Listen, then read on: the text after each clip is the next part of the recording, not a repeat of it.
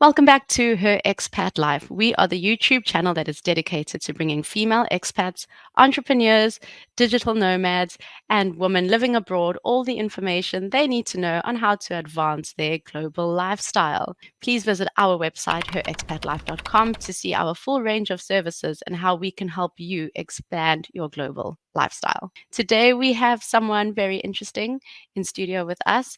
We are going to speak to Deanna Hood, who has had quite an interesting life journey.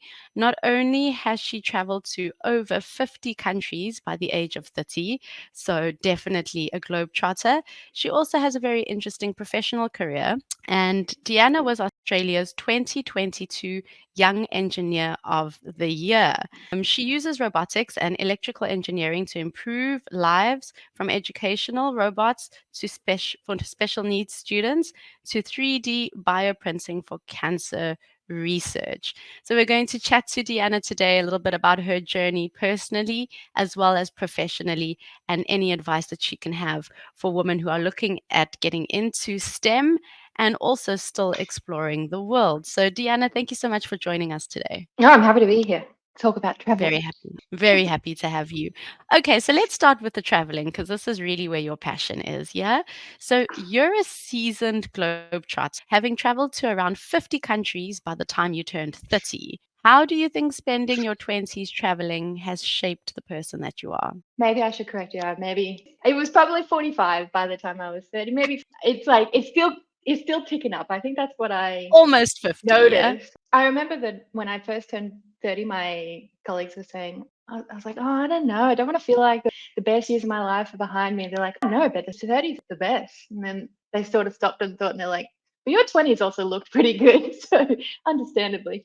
Yeah, I feel like that's shaped me in ways that I'm still figuring out. And I figure it out more every time I try to move to a new place and I'm like met with the like gasps of how could you possibly do that? And I've lived in maybe 11 cities across 7 countries now. And Wow. so you get used to things that you don't even realize you've gotten used to, like living out of a suitcase and just feeling like you can be anywhere. So I think the biggest way that it shaped my life is that I don't see myself, I don't like limit myself geographically to what's around me when it comes to job opportunities. And that's where most of my traveling or most of my like moving to different cities and countries has been through my professional life. And it happens because I'll just go on international websites that list jobs for roboticists and I'll see like what's on offer today. I find overseas opportunities will add an extra bit of spice to what excites me about a particular opportunity. So you think it's definitely helped mold who you are as a person now, having traveled and lived in so many countries and cities? Do you think it has fundamentally changed your perspective on the world? Well, the thing that I get most out of traveling is that I see lots of different types of normal. Like that's what the reason that I enjoy living in a place as opposed to just visiting a place for a few days, a few weeks, even a few months, I really like to see regular living. So Mm. last week when we spoke, I was in El Salvador and I went to a co-working space in El Salvador and I could collect information about ordinary life, not just I barely did anything touristy when I was there, but I learned that in the bathrooms people say hello to each other like in the co-working space, and that now I can come back to wherever else I'm living and think like, should it be that way at home as well? And so I think that openness to maybe there are other ways of doing things that are better than my own means that I'm taking bits and pieces of ways of living, collecting sort of the best of everything in terms of how I can experience my own life. Okay, so you've spoken about how you've learned a little bit about the world traveling. What has traveling taught you about yourself specifically? I love novelty. Like I've learned that I more than other people am excited by like going to a supermarket or something that I just want to see the small details of how everything is different, and traveling with other people who are just like, why do you find that interesting? That's when you learn about yourself, when you compare yourself to what other people consider to be like normal, and then you're like, does not everyone enjoy this novelty in details? And I've really learned that I'm a very observant person when it comes to details, which is explains why I'm so good at particular aspects of my job as well, like troubleshooting or debugging a software system. You have to look at very specific details in the log messages, for example, and that's kind of what my mind is well tuned for. So, you mentioned your career, and this is something that I really want to dive into because when we spoke last week, we were kind of talking about how when you imagine a robotics engineer, you imagine someone who is stuck in a like laboratory, or you don't imagine that you could be a digital nomad and a robotics engineer, which is exactly what you do.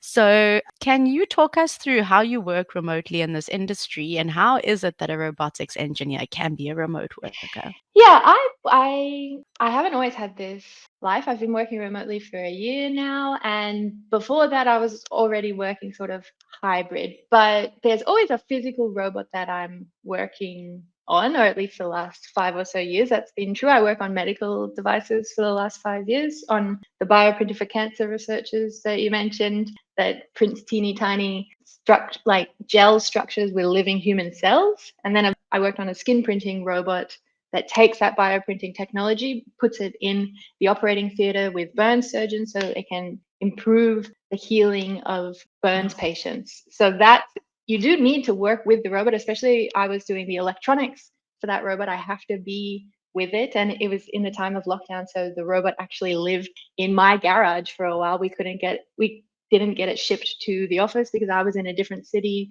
because of like border closure in Australia. And so that was a very like, okay, I want to be with the robot, but away from the office. And now I have I guess, more unique situation where I'm more common, less unique in that I'm away from the robot. The medical robot that I'm working on at the moment is in Sydney, and it's for vascular surgeons to monitor and treat dialysis patients. And this is physically in Sydney, and I sometimes like operate like remote into it and work on it. But most of the time, I can work with the software for the robot that assumes the hardware will do what it's supposed to do. So my job specifically is to make the robot move in ways that collect ultrasound data around the patient. And I can plan these movements through visualizing in what's like a simulator. And so the higher up you work in terms of like the algorithms for a robot, the less you need actually to have motors sitting next to you. But I can also just, when you're working as a part of a robot that is specifically about motors and electronics, those often don't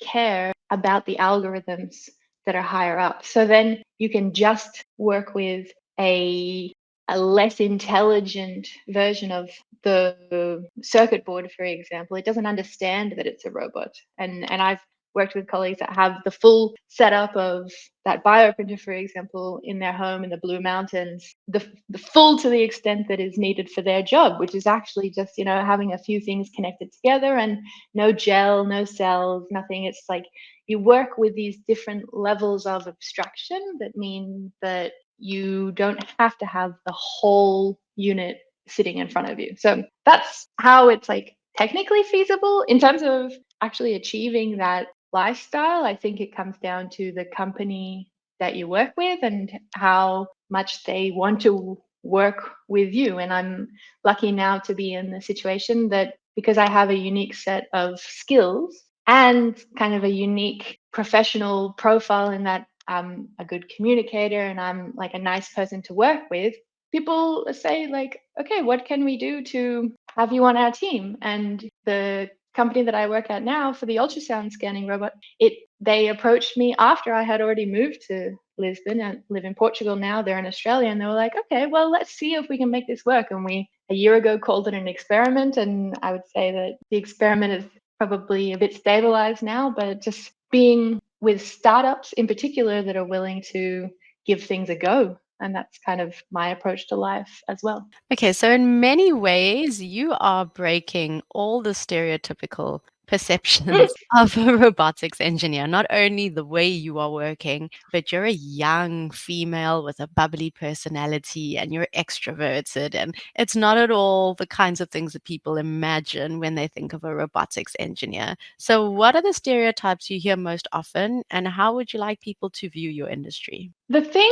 I try to communicate to people is that stereotypes exist and they might even be true, but there are always exceptions to stereotypes. And for people who are thinking about careers in technology in general, it can be overwhelming to think about the stereotypical jobs that exist, but you only need one weird niche edge job to exist and be part of that's the experience. Your experience will be a single office environment, not the general average office environment. So I have worked in teams of, that are more than 50% women, engineering teams, more than 50% women. I obviously have worked on lots of technology that helps society in very explicit ways. These aren't necessarily the overwhelming average experiences of robotics engineers, but it's definitely been my experience, not by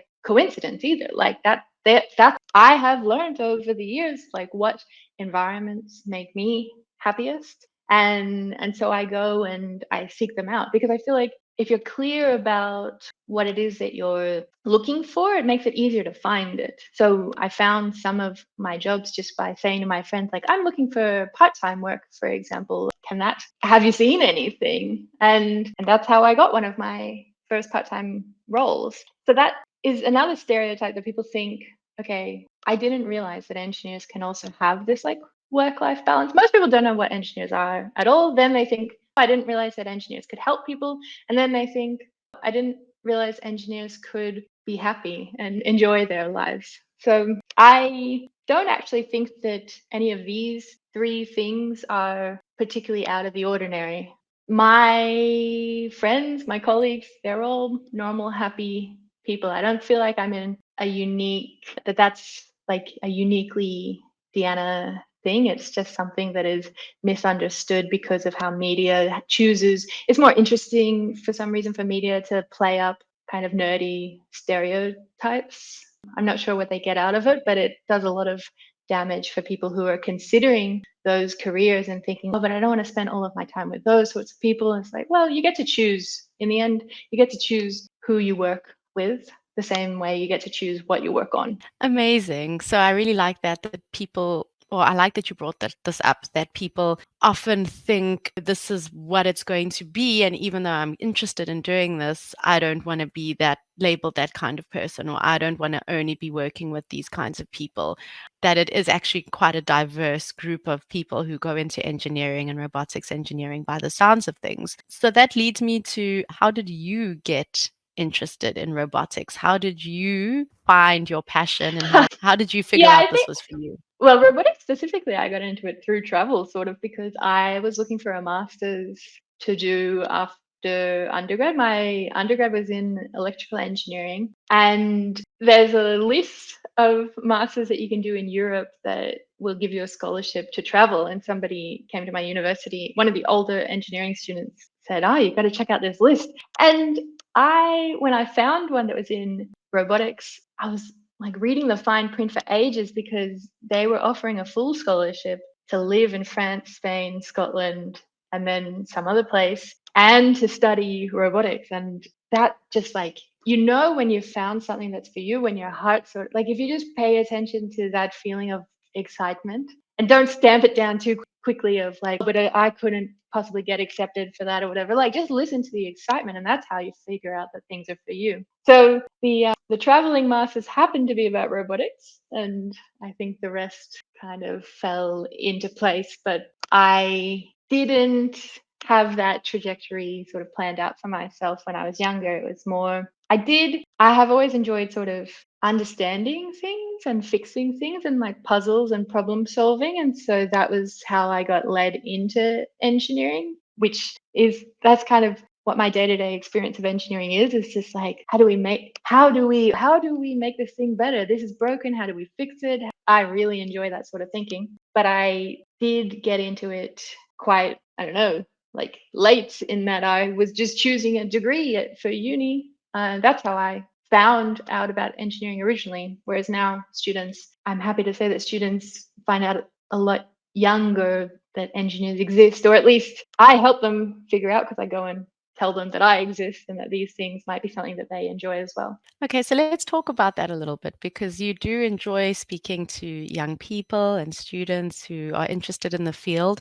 Why do you feel so passionately about this? Why would you like to speak to people about what you do? It's because of what you said about the stereotypes. It's like when you know, when you feel, once you've seen that the media doesn't quite capture the reality, it feels like it's somehow my job to defend reality and go set the record straight of like, okay, did you know that this is not necessarily true? So if you were, my sister, she's a couple of years younger than me, and I think she would have made an excellent engineer as well, but she was swayed. The most important thing for her was to pick a career that she knew clearly she would make an impact with. So she went into development and has had a very successful career in international relations, which she now is like, I really like technology as well. And I feel like it's for people who are on the fence of like, I think I could enjoy that career, but I want to do these other things. Well, I just go and explain like, okay, did you know that, robots can help in environmental monitoring, conservation, research, that sort of thing. This week I'm going to Lisbon in our forest club that I'm a part of. I'm going to do a workshop there about environmental robotics, just to open people's eyes to the fact that you don't have to make that trade-off. If you enjoy a skill in technology, any of them, even like a skill in marketing or PR, anything that is an abstract skill, then you get to choose, okay, well, what is it that I want to market? What is it that I want to design a robot for? You get to separately choose that application. And it wasn't obvious to me. And so I could have really easily missed out on this career that I've found. Like, to me, it ticks all the boxes. I get paid well enough that I can just take gap years. I've taken that's how I travel to so many countries. I just like take a gap year and go exploring for a year every time I get burnt out, which I've learned now how to not get burnt out through working part-time. And this flexibility is like, oh my gosh, have you heard about this? Like, for me, it all works out really great. It is actually a phenomenal career if you put it like that, like the opportunity to focus where you would like to go with your skill set, having a stable, good income, the flexibility that it grants. But I want to talk a little bit about the challenges as well, because the reality is it is still quite a male-dominated industry. So what challenges have you as a female in this space encountered, and how have you navigated these challenges?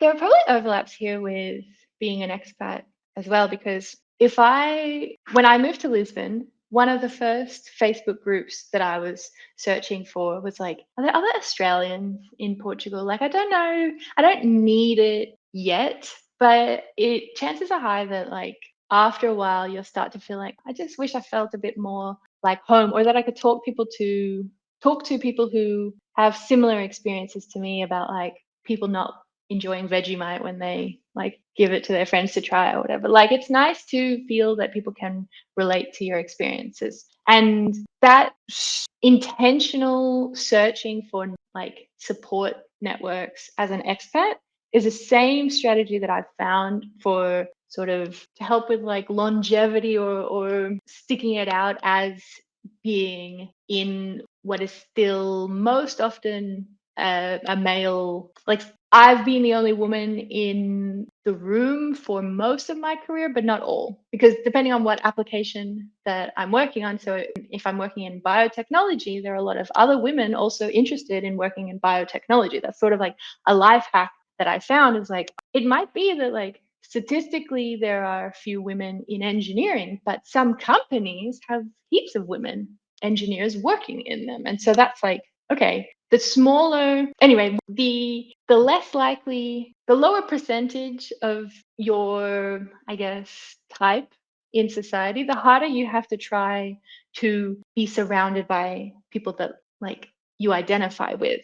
but it's never impossible. And you maybe just need different strategies. So when I lived in Silicon Valley, there was, women in robotics, women, not women in technology, but women in robotics specifically, which is an even more niche, living in Silicon Valley. We would host an event and 20 women show up and we're all just like, oh yeah, that was easy. Whereas now, in Lisbon, I don't think you can just snap your fingers and get a women in robotics group together. But it is something that is important to me because I go to a co-working space that has lots of women working in it, but I don't interact necessarily with women technologists as often as I would like to. Just no, it soothes a particular part of me. So that's where I set up a virtual women in robotics. It's called a Lean In Circle from Sheryl Sandberg, and we meet, and I can now strategically have access to different women's experiences through my leadership, and they think that I've done it for them, but actually it's because like I need to be surrounded by people who have experiences that I can relate to. And when you figure out that that's something that's important to you, then it's a problem solving activity of like, okay, how am I going to find these groups? And if they don't exist, how am I going to make them happen? Okay, so on this topic, what advice would you give young women, young females who are interested in getting into a career in the STEM fields? What advice would you give them? For me, it's all any sort of persistence. You need to have your motivation outweigh the amount of like resistance that you feel. So you can increase your motivation by being reminded daily by why that's something that you're interested in. Like follow people doing interesting things with technology, impactful technology on TikTok, Instagram, and then you'll see them come up and be like, yeah, that's why I wanted to be an engineer. But then also help with the resistance as much as you can too by surrounding yourself by those communities that you can temporarily like just feel less resistance. So if you're interested in learning how to code, for me, I find it less intimidating to go to a women specific coding meetup or like club than a general one. And part of that is because I just feel more likely to be accepted as a beginner in some spheres. So, okay, if that's something that eases the resistance for you, we'll just lean into that and find or create those spaces. And I have found like meetup.com is a really great resource for as an adult, at least, maybe not for young people, but for adults, because that's the thing is that like getting into technology is one thing, but it's and then you get sustained by your own motivation of like, okay, I'm getting paid well, I can travel, this is cool, but you still do meet some resistance. So then I go to meetup.com and I see like what else is available, how can I meet other women in technology. Okay, so let's talk a little bit about career highlights. So, if you have to think back on all the very interesting and exciting projects that you've worked on, which one sticks out as like a career highlight for you? Which project is like your favorite? I have, it depends which lens you're using. So I'll just say, like, I've got some really fond memories of working on the 3D bioprinter because we were in a really exciting time of the company that we had customers who were reporting back like, hey, we're publishing great research thanks to the bioprinter, but we were new enough that releasing a product to market and actually having customers using it every day meant that we were getting failure modes reported back that we had to actually adapt to, and we felt like we were saving the research of cancer researchers. Or I met coincidentally a woman who was using our bioprinter for placenta research, where she would bioprint stem cells that turned into a placenta in a dish that then could make a pregnancy test positive just by these cells being able to actually behave how they would exist in the body. So when you're that close to the customer, you want to fix their bugs with an urgency that's like, hey, okay, your bioprinter like locked up in a particular way. How can I, as an engineer, fix that? And my role specifically was to make the code that goes into the printers that could tell, is it using the old hardware or the new hardware? Because we had a physical product that we needed to send out repair technicians to upgrade the hardware. You can't do that in one instant like you can with just a software upgrade. So during that transition, we had to support both, and being like a hero, not just to the researchers, but to my engineering team who were making the mechanical fixes. Then I was supporting them and actually being able to release them to the customer. That was a team that was more than 50% women as well, and we were just an early startup family vibes. It was very wholesome. That is so fascinating. You've just blown my mind with that whole description of what Right. your client was doing. There's some crazy applications out there. Wow, it's so interesting. And people don't imagine that that can be the life of an engineer. They think if you want to get into that research, then people think about the people who are using the bioprinter, and people have forgotten that there's a whole, like, it's about this big. There's this whole, like, I don't know, freezer size volume of technology that's also in the photo, that somebody had to develop that. And it's very difficult engineering challenge to create these like nanoliter droplets that contain human cells and get them to actually behave in that way. That's an engineering challenge to make actually those cell structures come to life. So people behind the printer, the ones that I was working with, and we were a mix of like chemical, biomedical, I was software, electrical, mechanical engineers. It was a real team effort that you wouldn't imagine it. Okay, so let's talk a little bit about future trends and where things are going in your industry. So, obviously, everybody's talking about artificial intelligence, and virtual reality is the buzzword everywhere. How do you think these emerging technologies are going to shape the future of engineering? And how do you keep up with such an ever changing landscape? Yeah, I'm part of the change. That's the exciting part, is that the people, if you want to keep up with the landscape, you want to be on the side that you're making the change happen, and then you get to feel a little bit more in control of it. Because when people say artificial intelligence and they've never engaged with it at all, it's intimidating, it's overwhelming, and that's generally how I think people engage with technology as a whole, because they've never had any peek under the hood. Whereas I know artificial intelligence can be a very simple algorithm that you can actually teach to someone in half an hour. That's what I make some of my like educational content about. It's like, did you know that this also counts as artificial intelligence? Like, it doesn't, anytime you get a robot to go from A to B, that is the process of artificial intelligence. So I'm not afraid of these concepts because I understand what is actually underneath the hood. And the way that I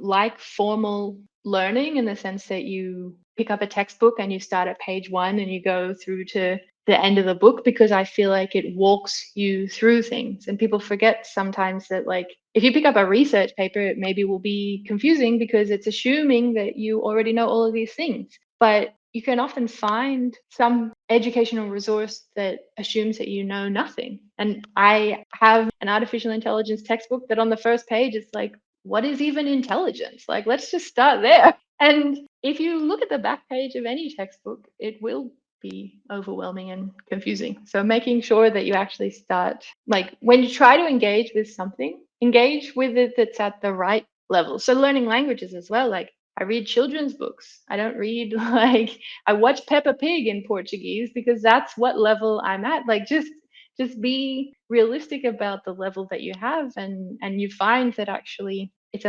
learning is a much more enjoyable experience when your level is matched appropriately. I really like that. It's very cool to hear someone who obviously has such a high intellectual capacity admit that they are watching Peppa Pig to learn a Yeah. language. So it's a good reminder. No, it's a really good reminder for all of us out there. Sometimes we're scared to start because we're scared to fail, but just like just those little steps, just learning one or two small things every day, that's like the true progress. I think sometimes we just look at this whole intimidating thing of, oh, I could never get into this industry. I don't know Sure. anything about it. But it's like, no, take the small steps. Like you said, pick up that textbook and start from the beginning, or, listen to those TED Talks that break things down. And yeah, so I really like Pork, that. And yeah, porquinho Peppa Peppa. Pig, Porquinho Peppa. Listen, Peppa Pig's actually quite cool. I'll acknowledge that. Okay, so let's talk about you. You in particular, your career has been quite focused on technology that kind of helps people, right? Especially in the medical field. So your work and your travels have taken you across all parts of the globe. How has your experience as a world traveler influenced your perspective on the role of technology in addressing global challenges, particularly those related to accessibility and healthcare? Yeah, well, I'll start with a simpler question, which is like, how have I helped with accessibility of healthcare as a technologist through traveling? So I went to Central America to repair medical equipment as an engineer for a few months. That's how I learned Spanish, which eventually turned into all these other languages. But that was like to experience how relative technology, not just accessibility, but technology, I'm trying to think of a word, sophistication is. What is needed depends on what you have. And Mm, we were repairing equipment. Sometimes the microscopes weren't in use because they didn't have access to the light bulbs for the microscope, but they had access to a different light bulb. And so what I did was change the microscope so it could fit this other light bulb. And so having awareness of like actually what the needs are of a community, that's a hugely, that's a giant step that people forget to make with all sorts of products. And the I lost my train of thought. And so the extension of that is then I've also gone with MIT created a group called IDIN, which make these development design summits. I've participated in one in Zambia and one in Colombia for either designing technologies for improving nutrition or improving education, respectively. And you don't just take your training into a community, but you build the training of a community so the people with the experience are then the people with with the life experience are also the people with the technology experience. And from there, like if you actually foster that sort of community, that's where innovations come from, is people who need the problem to be solved themselves. They'll find very creative ways to make it happen. Like I was doing some kind of desperate things in Nicaragua, using old pressure cuffs, blood pressure cuffs to fix a centrifuge, for example, because you just look around and you're like, I can use that for this. And I love that challenge, but also how appropriate to just use what's exactly in a place, and what better way to experience that than by living in the place yourself. absolutely. I think that's also why it's so important that people start seeing engineering as a field that can be done by someone who moves around a lot. Because, like you said, you have to understand the communities in order to problem solve and design for them. So, yeah, that's really cool. I'm lucky that the community's come to me too. Like the best engineering team based in Sydney is going to be a mix of people who have lived all sorts of lives and can say, actually, that's not what my experience has been like in a hospital. That's not what and it's like, well, it comes down to those different versions of normal. And so all those different behaviors are ones that we need to incorporate into a design for it to actually be successful in creating an impact for society. It's not hypothetical stuff is great, but people are at the end of every product that I've ever worked on. Well, Deanna, before we wrap up, I'd love to give you an opportunity to let people know how to reach out to you. So, we did briefly speak a while ago about your TikTok page. So, where can people find you and how can people connect with you? Yes, if you I think professionally, if you head to my LinkedIn page, Deanna Hood, you'll find, they're usually references to what I'm doing professionally, which will include my website, and from there all of my different social handles. At the moment it's Deanna.stem is my TikTok and Instagram handle, but I'm thinking about changing it. So that's why I'm giving the indirect link. But that was the advice that I got from a year 7 girl in Australia who made me first make the account because she wanted to see me traveling around the world and just my ordinary life as an engineer. I didn't think this is something that people would find interesting, but that's actually what a lot of society needs, is just to be a fly on the wall of like, okay, that is someone's life. Could that be my life? Deanna, thank you so much for speaking with us today. I think you're really going to inspire a lot of young females to maybe reimagine what their futures could look like, because I think it's important that we do break these stereotypes and we do speak to people and find out the reality of their lives and their work and the importance of having these kinds of chats. So thank you Yeah. so much for joining us today. Oh, It's been amazing. right, it's great, and it's never too late. So hit me up if you ever get stuck, need help with motivation or support. That's what community is there for. Perfect. We encourage our listeners at home to actually drop your comments and questions in the chats below, in the comment section below. What would you like us to discuss in terms of this industry? Do you have any questions for Deanna? Do you have any ideas for future videos that you'd like us to do? And just a reminder to please visit her expatlife.com to find out our full range of services. Make sure to follow us on social media as well. And we have an exciting app that is launching really, really soon. So I can't say much about it for now, but keep your eyes peeled to our social media pages and you'll find out soon enough about our app and all of our exciting updates. So until next time, thank you for joining us. And Deanna, it's been an absolute pleasure. Thank you. You. Okay.